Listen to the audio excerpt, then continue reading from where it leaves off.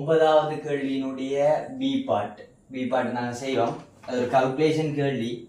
இந்த கல்குலேஷன் கேள்விகளை உங்களுக்கு அணுகும் போது பார்த்தீங்கன்னு சொல்லிச்சுன்னா நீங்கள் ஒரு கல்குலேஷன் கேள்வி அணுகைகளை நீங்கள் என்ன செய்யுங்கன்னு சொன்னால் தாக்கங்களை சமப்படுத்தி எழுதுறது மிக மிக முக்கியமானது. சரிதானே?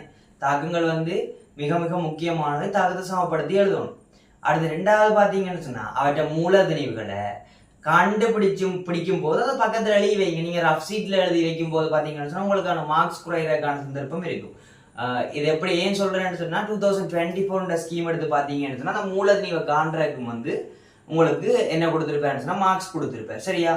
அதனால முதலாவது ஒரு கால்குலேஷன் கேள்வி அணுகும் போது நீங்க கவனத்துல கொள்ள வேண்டிய விஷயம் என்ன கேட்டீங்கன்னு சொன்னா சமன்பாடுகளை சமப்படுத்து.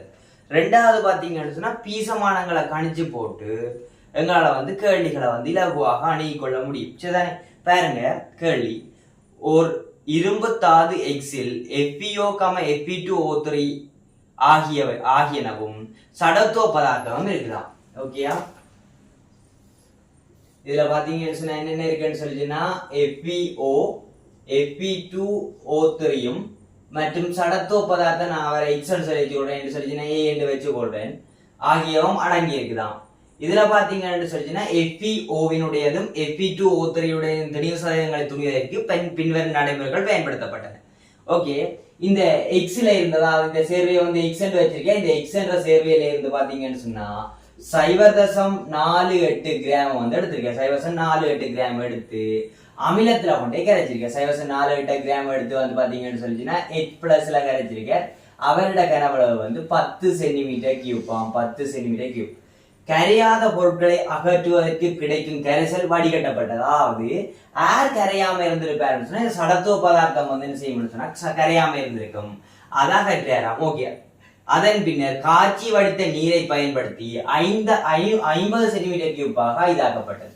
இந்த 10 சென்டிமீட்டர் கியூப்பா இருந்தது 50 சென்டிமீட்டர் கியூப்பா இதாக்கியிருக்கு. அப்ப இவற்ற கனவளவு 50 சென்டிமீட்டர் கியூப். ஓகேயா? இதுக்கு தான் பரிசோதனை செய்ய போறாரு நினைக்கிறேன். இவ்வகை தாக்கப்பட்ட கரைசல் முழுவதும் 0.02 டெசிமீட்டர் -3 MnO4 கரைசலுடன் நியமிப்பு செய்யப்பட்டது. இவரை கொண்டு போய் என்ன செய்யறான்னு நாங்களுக்கு தெரியும். இங்கே FeO இருக்குது மற்றும் Fe2O3 இருக்குது.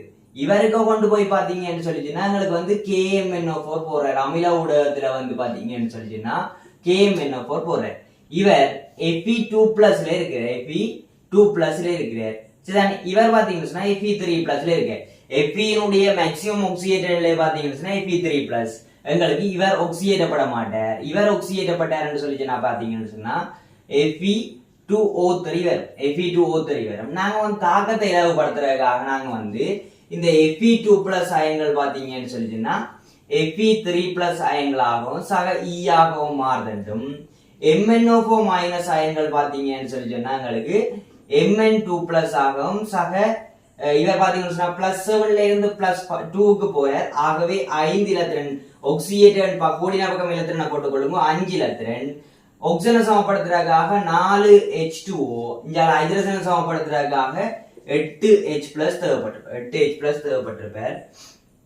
அப்ப எங்களுக்கு மொத்த தாக்கத்தை கூட்டி எழுதினோம்னு சொல்லிச்சுன்னா இது பாத்தீங்கன்னு சொன்னா ஆக்சிஜேட்டட் அரேயின் தாக்கம் இதை 1 வைக்கிறேன், இது 2 வைக்கிறேன். மொத்த தாக்கத்தை எழுதுறதுக்கு நாங்க என்ன செய்யணும்னு சொல்லிச்சுன்னா பீசமானம் எடுத்து இலத்திரன் எண்ணிக்கையை பீசமானம் எடுத்து கூட்டிக் கொள்வோம். சரிதான்? இலத்திரன் எண்ணிக்கையை பீசமானம் எடுத்து கூட்டிக் கொள்வோம். இதுல 1 இலத்திரன் இருக்கு, இதுல 5 இலத்திரன் இருக்காண்டியா முதலாவது தாக்கத்தை நாங்கள் 5ஆல பெருக்கி நாங்க ரெண்டாவது தாக்கத்தோட கூட்டினோம்னு சொல்லிச்சுன்னா என்ன வரப்போன்னு சொல்லிச்சுன்னா 5 Fe2+ சக 8 H+ ஆக MnO4- தருவது 5 Fe3+ சக Mn2+ சக 4 Mn2+ சக 4 H2O வரும். ஓகேயா? எங்களுக்கு பாத்தீங்கன்னு சொல்லிச்சுன்னா MnO4- செறிவும் தந்திருக்கிறார், கனவளவும் தந்திருக்கிறார். அப்ப நான் சொல்லலாம் N of MnO4- சொன்னோம்னு சொல்லிச்சோன்னா N of MnO4- பாத்தீங்கன்னு சொல்லிச்சோன்னா 10⁻³ மூல் 10⁻² மூல் டெசிமீட்டர் -3 இன்டு அவரோட 20 சென்டிமீட்டர் கியூப் தேவைப்படும். 20 சென்டிமீட்டர் கியூப் டெசிமீட்டருக்கு நம்ம மாத்திரக்கு 10⁻³ இருக்கும். அவ்வளவு டெசிமீட்டர் கனம். ஓகே, பெருக்கினீங்கன்னு சொல்லிச்சுன்னா 4 தர 10⁻5 சாரி 40 தர 10⁻5 மூல் தேவைப்பட்டிருக்கும். இதுல MnO4 மைனஸ்னா மூல். எனக்கு MnO4 மைனஸுக்கு சரிதானே எங்களுக்கு வந்து NF2+ பாத்தீங்கன்னு சொல்லி சொன்னா எங்களுக்கு இவர் ஒன்று இருக்கல, இவர் 5. ஆகவே NF2+ எவ்வளவு இருந்திருக்கும், இவர் 40 தர 10⁻5 இருந்தேன்னு சொல்லி சொன்னா இவர் பாத்தீங்கன்னு சொன்னா இவரை போல 5 மடங்கு 5 20, அப்ப 200 தர 10⁻5 மூல் இருந்திருக்கு. ஓகேடா, இது வரைக்கும் ஓகேன்னு சொல்லிச்சு நான் சொல்லுங்க. இது வரைக்கும் ஓகேன்னு சொல்லிச்சு நான் சொல்லுங்க. ஒருக்கா சொல்லி போட்டு நாலு பக்கம் போவோம்.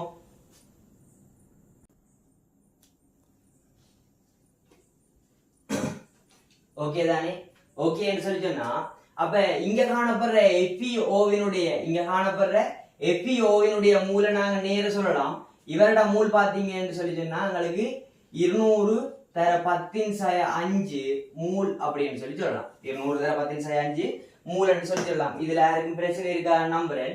அதுக்கு பிறகு தொடர்ந்து வாசிப்போம்.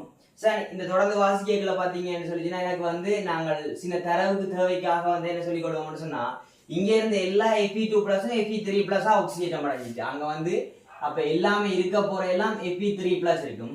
அது மட்டும் இல்லாம பாத்தீங்கன்னு சொன்னா Mn2+ இருக்கும். Mn2+ இருக்கு. வேற எந்த கட்டையிலும் பெரும்பாலும் இருக்க போறது இல்ல.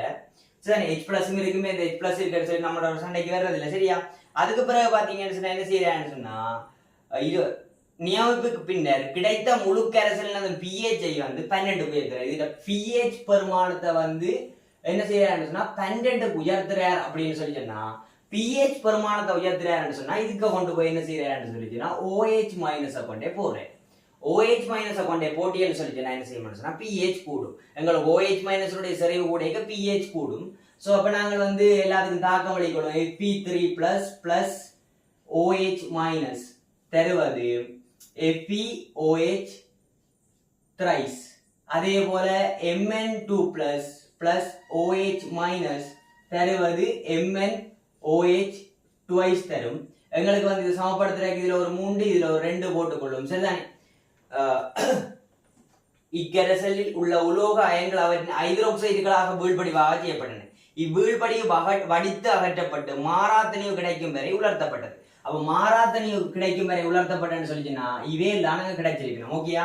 இதனுடைய மொத்த தனி அதாவது W of FeOH thrice plus W of MnOH twice ஆகிய மொத்த தனியை பாத்தீங்கன்னு சொல்லிச்சுன்னா உங்களுக்கு 0.5706 கிராம் சொல்லியிருக்கேன். ஓகேயா? நாங்கள் இதுல இருந்து ஒரு முடிவுக்கு வர இந்த தாக்கத்துல இருந்து பாருங்க, இங்க இருக்க MnO4- நாங்க வழங்கின MnO4- மூலங்களுக்கு தெரியும். MnO4- மூல் தெரியும்னு சொல்லி சொன்னா எங்களுக்கு Mn2+ மூல் சொல்லணும். பாருங்க, இவரோட மூல் வந்து பாத்தீங்கன்னு சொன்னா 40 தர 10⁻5. இவர் வந்து 40 தர 10⁻5 இருப்பார். உண்மையாடா?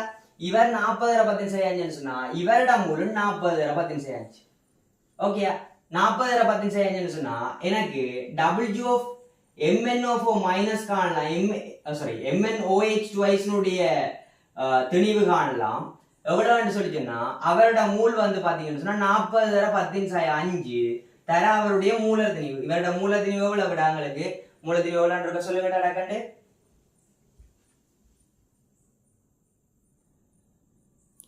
ஓகே, 89. ஓகே, தர 89. இதுல வந்து மூல் அளவோட பிரதிட்டு கொள்ளுங்க. நான் அழகெல்லாம் பிரதிட்டாலும் கொஞ்சம் நீங்க வந்து அளவோட பிரதிட்டு கொள்ளுங்க. தர 89 கிராம் மூல் -1 அப்படின்னு சொல்லி சொன்னா உங்களுக்கு வந்து பெருக்கினீங்கன்னு சொல்லி சொன்னா இவரோட திணிவு வரும். இவரோட திணிவு வரும்னு சொன்னா உங்களுக்கு FeOH thrice திணிவை சொல்லக்கூடிய மாதிரி இருக்கும். 4 பெருக்கும் 3 எல்லாம் வெட்டுப்பட்டீங்கன்னு சொன்னா கிராம்ல விட வந்திருக்கும். கிராம்ல வந்து என்ன திணிவு வருதுன்னு சொல்லி இருக்கா சொல்லிக் கொள்ளுங்க. சரிதானே? இப்ப எல்லாம் சுருக்குறேன் எல்லாமே நான் இல்ல, நீங்க சுருக்கி சொல்லுவீங்கன்னு பார்த்தா நீங்க சுருக்கி சொல்றீங்க இல்ல, ஐடியா மட்டும் காய்ச்சி கொண்டு போறேன். சரியா? ஐடியா மட்டும் காய்ச்சி பிரயோசனம் இல்லையே, நீ வந்து என்ன ஐடியானுக்கு பரவாயில்ல சொல்லி போட்டு நான் வந்து கொஞ்சம் டைம் விட்டு வந்து சுருக்கி போறேன். சரியா? எங்களுக்கு இவரோட திணிவு தெரியும்னு சொன்னா எனக்கு வந்து FeOH thrice திணிவு தெரியும். FeOH thrice திணிவு இங்க இருக்கிற FeOH W of FeOH thrice என்பது பாத்தீங்கன்னு சொல்லி சொன்னா எங்களுக்கு Fe2+ இருந்து வந்து பாத்தீங்கன்னு சொன்னா Fe3+ ஆன ஆளும் வந்து பாத்தீங்கன்னு சொன்னா FeOH thrice தான் முழுபடி அடைஞ்சிருப்பார். இந்த பாருங்க இதுல இருந்த Fe2O3 இருந்த FeOH thrice வந்து FeOH thrice தான் முழுபடி அடைஞ்சிருப்பார். அப்ப இவரோட மூல் தெரியும், இவரோட மூல் தெரிஞ்சேன்னு சொல்லி சொன்னா எனக்கு வந்து சாரி மொத்த மூல கண்டிங்கன்னு சொன்னா அப்ப N of FeOH thrice கண்டிங்கன்னு சொல்லி சொன்னா எங்களால வந்து பாத்தீங்கன்னு சொன்னா எனக்கு 200 வந்து பாத்தீங்கன்னு சொல்லி சொன்னா Fe2+ ஆல வந்து Fe3+, Fe2O3 ஆல வந்து பாத்தீங்கன்னு சொன்னா மிச்சம் கழிச்சீங்கன்னு சொன்னா வரும். அப்ப இவரோட எங்களுக்கு என்ன தெரியும், அப்ப மூல் தெரியும்னு சொல்லிச்சுன்னா வேற மூல் தெரியும்னு சொன்னா மூல தெரியும் அவளை பெருக்கணும்னு சொல்லிச்சு நாங்கள் என்ன செய்ய முடியும்னு சொன்னா அவருடைய திணிவுகளை கண்டு திணிவு சதவீதம் போட முடியும். திணிவு சதவீதம்ன்றது மொத்த மூலி சாரி W of டோட்டலின் மேல் W of FeO தர 100 வந்து எனக்கு FeO-வினுடைய திணிவு சதவீதம் விதமா இருக்கும். அடுத்தது வந்து பாத்தீங்கன்னு சொல்லி சொன்னா W டோட்டலின் மேல் W of Fe2O3 பாத்தீங்கன்னு சொல்லி நாங்கள் தர 100 வந்து பாத்தீங்கன்னு சொன்னா அவற்றை திணிவு சதவீதமா இருக்கும். இதை வச்சு கொண்டு மிச்சத்தை முடிச்சு கொள்ளக்கூடிய மாதிரி இருக்கும். சரியா?